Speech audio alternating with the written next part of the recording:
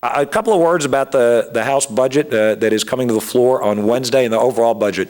Let me remind folks, we said at the very beginning of this session, I thought the biggest challenge this session would be to make sure that we adopt a budget that is balanced, that does not raise taxes, that continues to protect our investments in education and health care, and allows us to continue to grow our economy more quickly than the southern and national averages. We proposed a budget that did all of those things. Indeed, our budget didn't cut higher education, didn't cut the MFP, didn't cut private health care providers, and it did reduce the use of one-time money by 75%. I am still confident by the end of this process, we're now the 5th week of a 9-week session, I'm still confident by the end of this process we will have a balanced budget that does all of those things, that doesn't raise taxes, doesn't cut higher ed, doesn't cut health care, doesn't cut MFP, and does so, again, without jeopardizing our economic development efforts. Now, I am concerned about the budget as it leaves the House Appropriations Committee. I'll start with the process. We took several months developing our budget, meeting with stakeholders, testifying in front of committee. The Appropriations Committee heard from our agency heads, stakeholders, and others about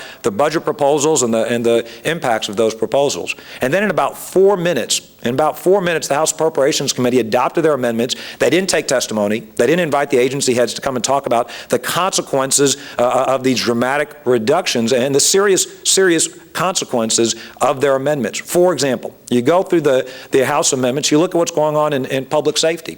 Instead of adopting our proposal to privatize a couple of prisons, instead this budget would result in the closing of 5 prisons. This budget would also result for the first time in its 75-year history in the laying off of state troopers, uniformed state troopers. This budget would also prevent GOSUP in the middle of an historic flood from having the resources they need to send staff and other help to local parishes, whether it's responding to a flood, a hurricane, or other type of natural disaster. So you've got a budget overall that makes serious cuts, and our public safety budget has serious consequences.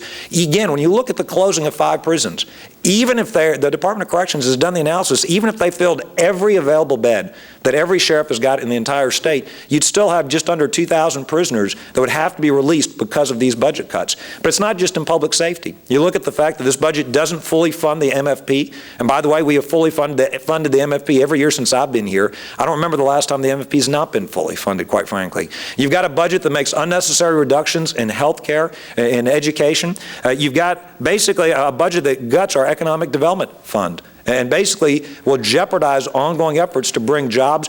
Secretary Moore has discussed the fact that there are prospects that we are competing for that could bring thousands of jobs to our state. We won't be eligible to compete for without those funds. So the bottom line is, I don't think it's a responsible budget. Now, I don't think they took the time to hear testimony, to hear from agency heads and stakeholders and the general public about the consequences of these cuts, these devastating cuts to public safety, to health care, to education. And the frustrating thing is it's not necessary to make those cuts. But again, I am confident by the end of this process, we will have a balanced budget that protects public safety, education, and health care. Indeed, the chairman himself of the House Appropriations Committee has noted that it's early in the process, and it is early in the process. But I do think it's important that folks understand our very real concerns about the very real consequences of the amendments that were adopted. Again, adopted in about 4 minutes without any discussion, without any testimony, without any review of the consequences of these amendments. So again, we're confident by the end of the process we'll have a more sensible budget, more like the budget we propose, that protects education,